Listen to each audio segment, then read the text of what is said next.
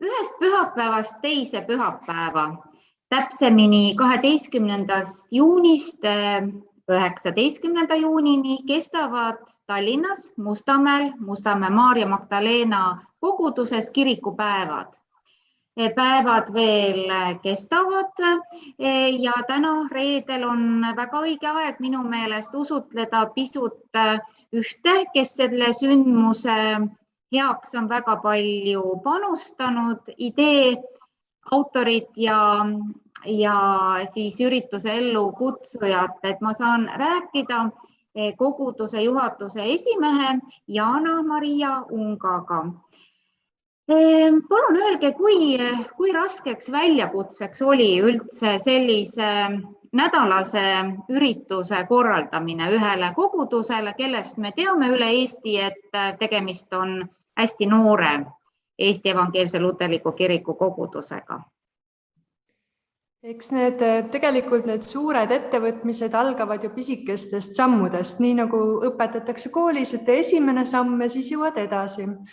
Et kui eelmisel aastal Leevi Reinaru tuli ka sellise mõtte või ideega, et miks mitte missio kirikupäevad teha Mustamäel, siis kuna meil oli ees selline suur muusikaliprojekt, mõtlesime, et miks mitte võtta ka kohe järgmine ette. Ja alustasimegi sellistest pisikestest sammudest, et teeme nädalavahetusel mõned üritused. Aga siis mõtlesime, et aga tegelikult ilus nädal algab ju pühapäevaga ja lõpeb pühapäevaga. Et miks mitte siis kogu seda nädala ilu ära kasutada. Ja nii need sündmused hakkasid sinna kavasse vaikselt tulema ja lisanduma ja tekkisid järjest ideed ja ohoone, siin on veel vaba auk, et siia võiks veel panna selle sündmuse, mis meil väga südames on. Ja nii see tuli ja pean ausalt ütlema, et vahetult enne selle kirikunädala algust, kirikupäevade algust, hoidsime me küll korraks pead kinni, et ohoo, millega me nüüd oleme hakkama saamas, et kas tõesti selline kava selliste esinejatega, et kas me saame sellega hakkama ja nii kõvasti ei ole me tõesti pikal ajal palvetanud kui selle nädala eel. Aga täna reede nüüd lõunapaiku võin öelda, et Jumal vastas meie palvetele, sest nädal on läinud väga hästi, väga huvitavalt. Ma tahangi seda kava kommenteerida, et see tundub hästi mitmepalgeline, et esmalt, mis silma jääb, on see, et pakutakse programmis kohta nii väikestele, päris pisikestele, noortele lastele kuni siis küpsema ea esindajatele. Kas see oli üks selliseid eesmärkegi teil? Me esmalt lähtusime sellest, mis meil juba toimub. Ehk siis kirikutes ja kogudustes ju tegeletaksegi nii väikestega, noortega, peredega, üksikinimestega kui ka eakatega. Ja tegelikult me lähtusimegi sellest, et missuguste sihtgruppidega me juba tööd teeme ja et oleks kõikidele midagi, et mitte nii, et lapsed jäävad kõrvale või eakad jäävad kõrvale, see ei olnud meie soov.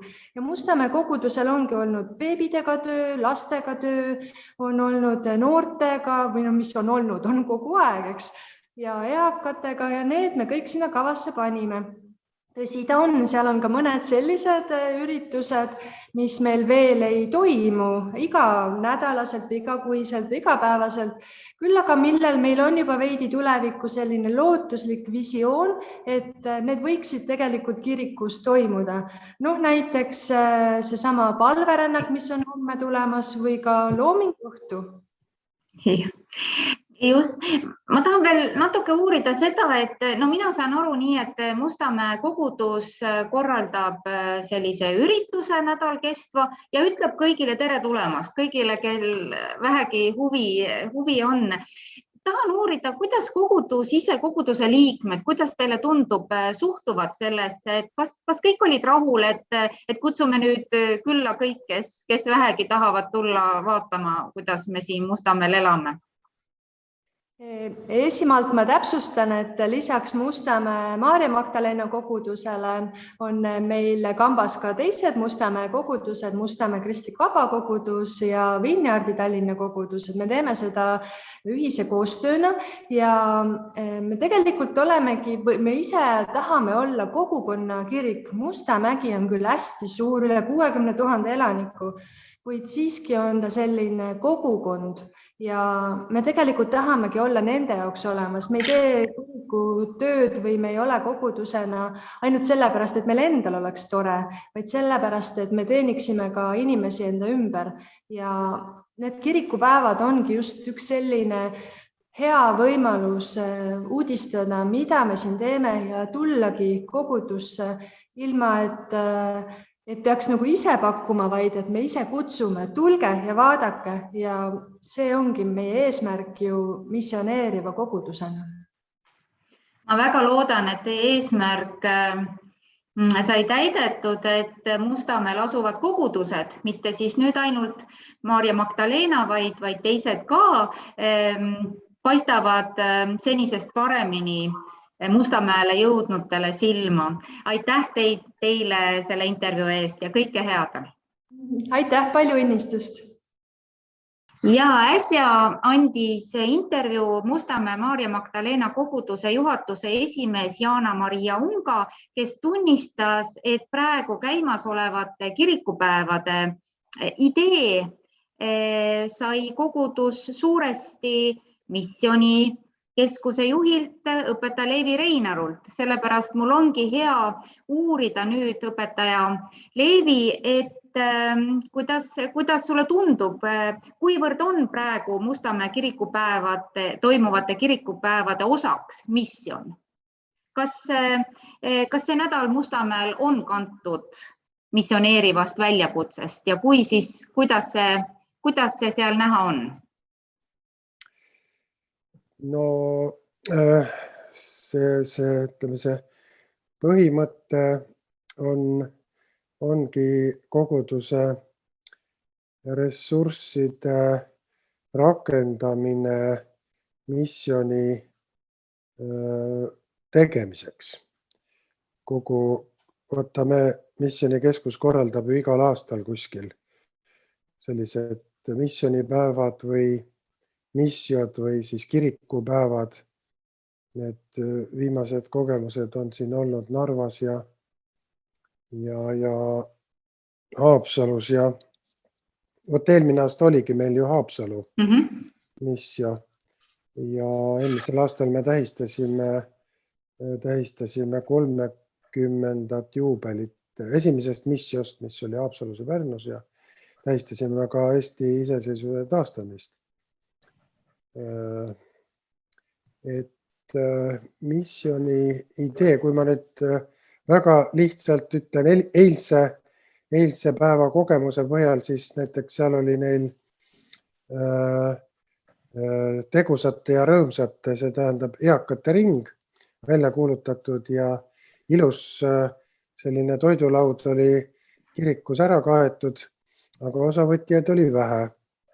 Ja õpetaja Reet Teru läks kirikust välja ja seal samas kiriku vastas üle tee pargipingi peal istusid 10 eakat daami, kes kõnelesid küll vene keelt ja ta tõi nad sinna kirikusse ja meil oli hästi tore jutuajamine.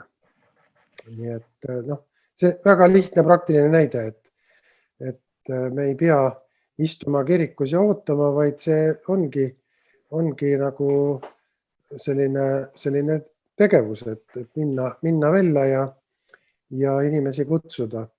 Ja nende kirikupäevade mõte on, põhimõte või eesmärk on see, et koguduse liikmed kasutaksid ära oma piirkonna neid suhteid, näiteks kohalik omavalitsus, Mustamäe linnavalitsus on väga avatud, hea koostööpartner ja Tallinna Tehnikaülikool, ääretult toredad kogemused. Seal avasime piibli näituse ja eile oli seal teaduslik konverents, usk ja teadus, et kui niimoodi minna välja neid suhteid ja kontakte looma, siis senised kogemused näitavad, et kogudus peaks julgemini selliseid kontakte looma. Tegelikult ollakse isegi oodatud, et sellist koostööd teha. Ja kirikupäevad annavad kogudusele võimaluse teha oikumeenilist koostööd, nii nagu Mustamäel on see oikumeeniline koostöö sõltub kohalikest tavadest, et kus on juba varem sellised eeldused olemas. Mustamäel olid need olemas ja need sai rakendatud, kaasatud sellesse projekti. Ja mis see põhiline eesmärk on see, et minna välja inimeste juurde ka reklaami ja sõnumiga ja rääkida sellest, et kes me oleme, mis me teeme. Ja te kõik olete oodatud sellisena, nagu te olete.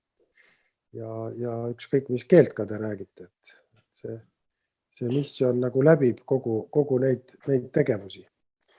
Ja, no mulle tundub, et Mustamäe Maarja Magdalena kogudus on tõesti kohe nagu muster sellise töö tegemise kohaks, et mitte ammu kerkis ei ole õieti veel päris valmis kirik, et kristlased läksid sinna, kus kirikut ei olnud, kus järelikult kristliku kuulutustööd nii tõhusalt ei tehtud, et juba see on kui üks missionikäsu täitmise vorm, eks ole. Aga ma saan aru sinu jutust, et see missioni tegemine, missioneerimine ongi selline balanssi otsimine nüüd kahe poole vahel, et ühelt poolt teha plaani, korraldada ikkagi sellise kindla plaani järgi kirikupäevad, mis praegu Mustamäel toimuvad ja teine pool on selline spontaansus, mille näite sa ka väga ilusa asja nimetasid, et selline valmisolek peab missioni käsu järgijatel olema pidevalt.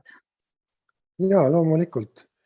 Et ikkagi me peame arvestama sellega, et kui me palvetades oma plaane teeme, siis Jumala vaim annab ka selliseid täiesti uusi kogemusi, mida me kunagi ette ei näe.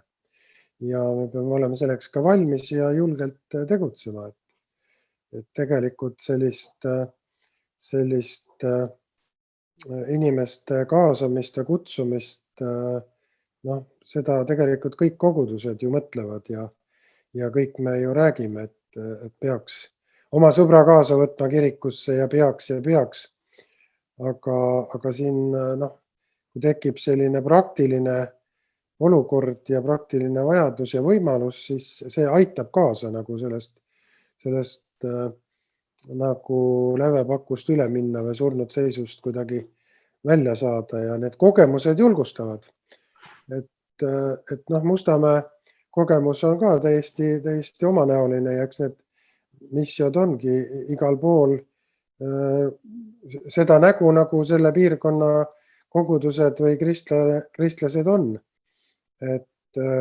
Ja samal ajal meil tuleb ka näha seda, et see ei ole nüüd mingisugune algus, see on ühe protsessi jätk, sest Mustamäe kirik on ehitatud selle paiga peale, kus üks prohvet on palvetanud, on käinud seal mõtisklemas ja on kuuldavalt ka öelnud, et kunagi siia tuleb kirik. Nii et ega me kunagi ei tea, kus lõigus nagu me oleme, aga tähtis on see, et igaüks annab nagu oma selle panuse selles ajas ja ruumis, mis meie kätte on antud. Ja üheskoos seda teha on alati tõhusam, julgem ja sellel on suurem mõju.